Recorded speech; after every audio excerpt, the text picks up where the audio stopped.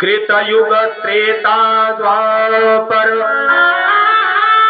पूजा मुख अरु जोग जो गति होय से कलि हरि नाम ते पावहि लोग। द्वापर और त्रेता में जो करोड़ों यज्ञ करने के बाद पुण्य फल प्राप्त होते थे, वो मात्र मेरे रहते हुए मेरे युग में हरि नाम के सुमिरन मात्र से प्राप्त हो जाएंगे। वो स्वामी तुलसीदास जी ने बड़े सुंदर भाव में मानस में लिखा है।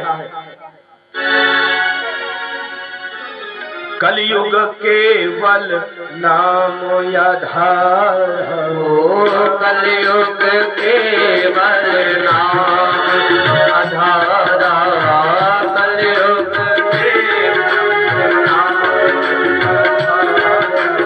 हो, कलयुग केवल नाम आधारा, कलयुग केवल नाम आधारा, कलयुग केवल नाम आधारा, सुमिरे सुमिरे नर मुरन पारा, सुमिरे सुमिरे नर मुरन पारा, सुमिरे सुमिरे नर मुरन पारा, कलयुग केवल आधारा, कलयुग केवल नाम आधारा।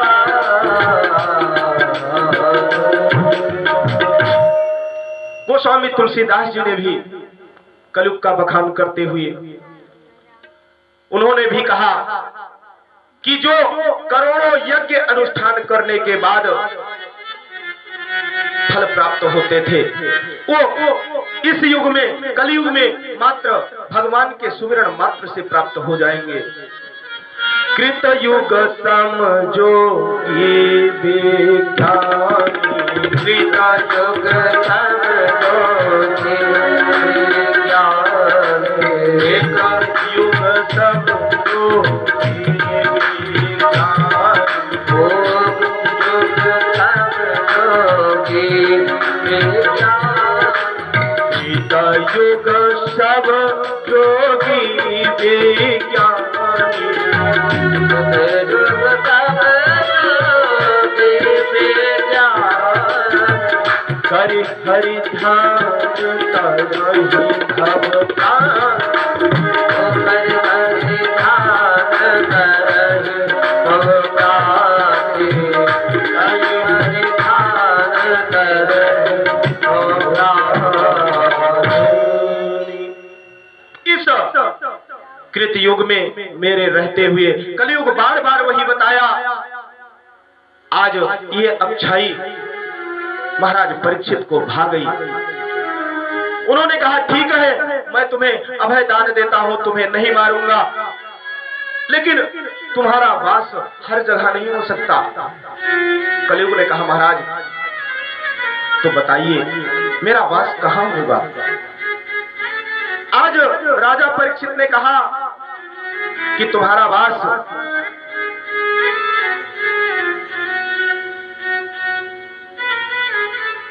प्रथम वास मद्यपाने, जहां मदिरा का पान होता हो। कलयुग ने कहा महाराज स्थान भी आप दिए रहने के लिए, तो ऐसा स्थान दिए जहां सबके सब दूसरे ही आनंद में डूबे रहते हों। दो चार स्थान और दे दीजिए। परीक्षित ने कहा दुतिपाने चा, जहां पर जुआ होता हो वहां पर तुम्हारा दूसरा स्थान होगा। महाराज दोनों तो एक ही समान है। महाराज ने कहा ठीक है, अगर तुम कह ही रहे हो तो तीसरा स्थान हिंसाय, जहां हिंसा हो, एक दूसरे के बीच में द्वेष भावना हो, वहां जाकर वास करो। कहा महाराज ये भी तो वैसे ही स्थान है, तो पर स्त्री गमन, पर स्त्री का संग जो पुरुष करे वहां जाकर के तुम वास करो। मुस्कुराते हुए कलयुग ने कहा, महाराज चारों स्थान तो एक ही समान है, अरे कम से कम एक स्थान तो आप ऐसा दो जो अच्छा हो। राजा परीक्षित के मन में पता नहीं क्या हुआ और राजा परीक्षित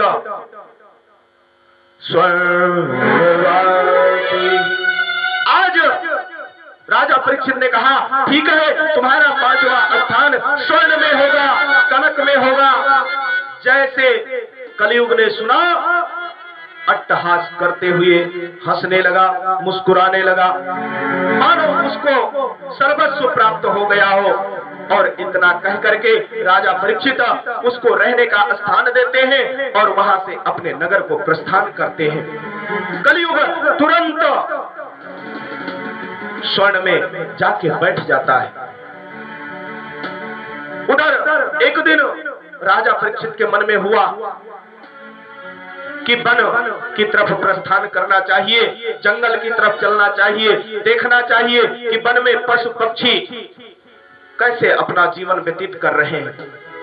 ऐसा विचार करके रथ को तैयार करवाते हैं, रथ में सवार होते हैं और धनुहा बाण को लेकर के जंगल की तरफ प्रस्थान कर देते हैं राजा परीक्षित। सुबह से संध्या का समय होने वाला था, राजा परीक्षित को प्यास लग जाती है। जंगल में भ्रमण करते करते उन्हें प्यास लग गई, कहीं भी उन्हें जल प्राप्त नहीं हुआ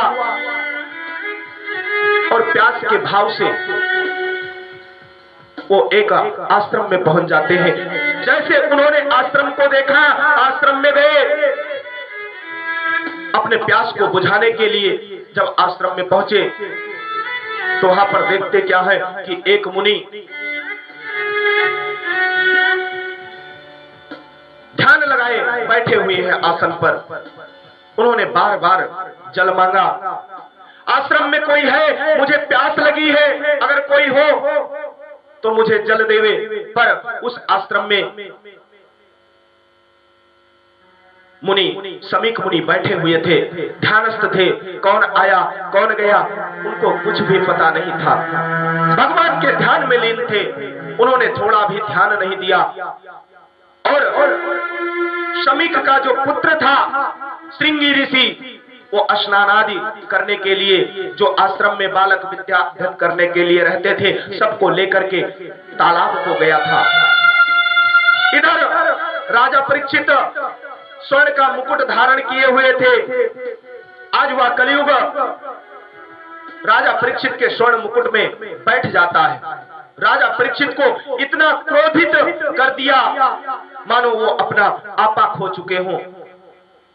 आज कलयुग पहले से ही चाहता था कि ये धर्म पारायण है, इनको किसी ना किसी प्रकार से इस पृथ्वी से हटाओ और मेरा तभी राज्य स्थापित हो पाएगा, मेरा वर्चस्व तभी चल पाएगा। आज वह कलयुग राजा परीक्षित को इस प्रकार क्रोधित कर देता है कि वो क्रोध से व्याकुल होकर के जब उन्हें जल नहीं मिला पीने के लिए, बाण को निकालते हैं और आश्रम के समीप ही एक मरा हुआ सर्प पड़ा था। बाण के नोक से उस सर्प को टांग लेते हैं और ले जाकर के समीक मुनि के गले में लपेट देते हैं। समीक मुनि को पता नहीं चलता।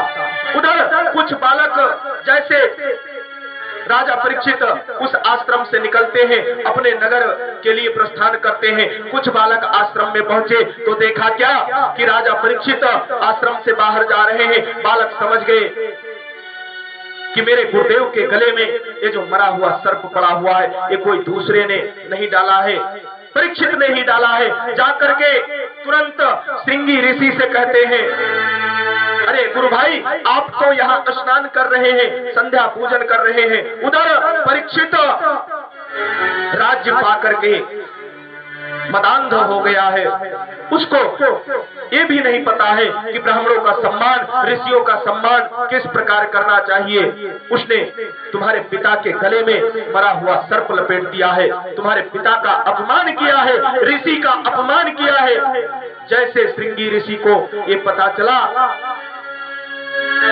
तुरंत वो क्रोधित हो गए।